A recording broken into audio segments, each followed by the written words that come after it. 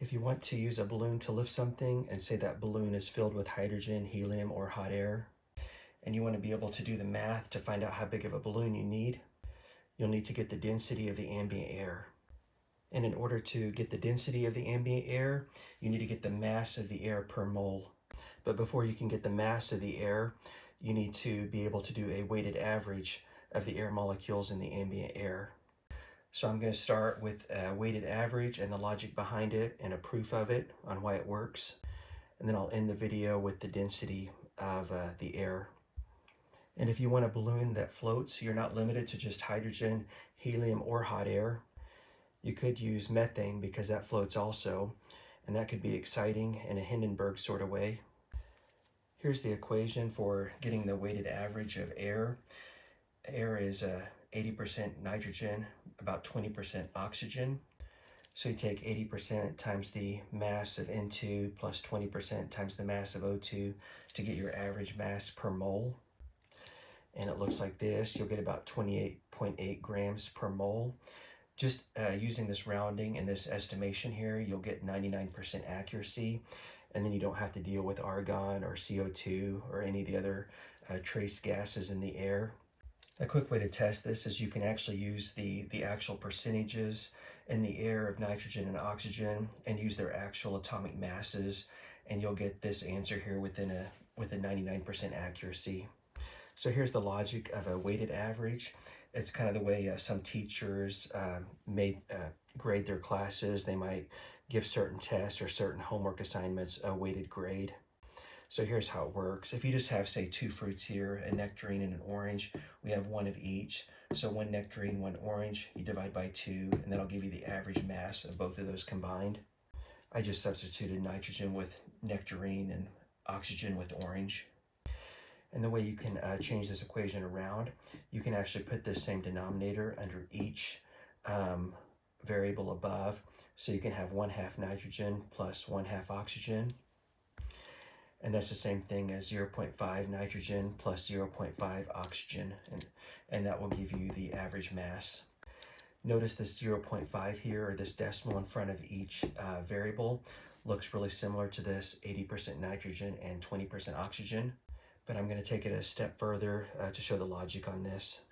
Now let's say we have 2 nectarines and 1 orange. You can combine your 2 N's right there, so you can have 2N plus O right there. And then we have to divide by 3 because we have 3 things. So you can actually separate this fraction, so you can have 2/3 N plus 1/3 O. 2/3 is the same thing as 0.66, and 1/3 is the same thing as 0.33. Continuing that same logic, if you have 10 fruits altogether, or 10 things altogether, 8 of them will be nitrogen, 2 of them will be oxygen. You can separate this out and it becomes 8/10 nitrogen plus 2/10 oxygen, which is the same thing as 0.8 nitrogen plus 0.2 oxygen to get your average mass per mole, which is what we have right up there with which we started. This is also the same logic for using weighted grades or weighted test scores.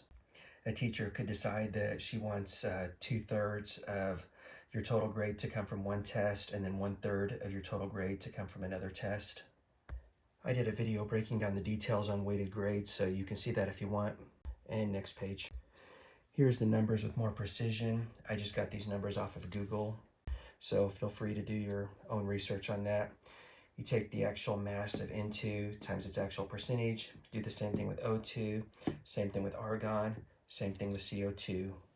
There's other trace gases in the atmosphere as well, but their percentages are so low that they're not going to make any significant difference. We'll get an actual average of a mass here of 28.96 grams per mole, and that is of the ambient air. Then we can use the PV equals nRT for the next part of the equation. I think it's pretty important to be able to do an equation both forwards and backwards to have the best understanding of it. So in the case of this equation, you can start with 1 mole and find out what volume that will give you. Or you can start with 1 liter and find out how many moles that will give you. I'm going to do it both ways, and I'll start with 1 mole to find out what volume that will give. When you look up your R value, make sure it's the one that uses moles, Kelvin, and liters, and atmosphere for pressure. we will get 24.07 liters. So now we know that we have 28.96 grams per mole. This is 1 mole right here, and it takes up a volume of 24.07 liters. So let's take the 28.96 grams per 24.07 liters. You'll get 1.2 grams per liter. Multiply your numerator and denominator by 1,000 if you want. You'll get 1.2 kilograms per cubic meter. So this is the density of the atmospheric air, or the ambient air. And next page. Now I'm going to start with 1 liter and see how many moles that will give me. We have 1 atmosphere liter on top, 0.0821 on the bottom, times 293.15 Kelvin.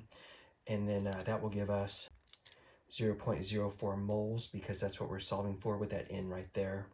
Also, remember that the volume with which we're starting is 1 liter right there, so our final answer will be in moles per 1 liter. It's always best to use a conversion equation unless you just do this all the time and you're really good at it. So we have 0.04 moles. 1 mole equals 28.96 grams, which we discovered earlier. Notice the importance of conversion equations, because mole divided by mole will cancel out, so you know you're on the right track, and you'll be left with grams as your final answer. And again, that gives us 1.2 grams per liter, the same answer as over there. I've done some other videos on the lifting force of balloons, so you can see those if you want more details.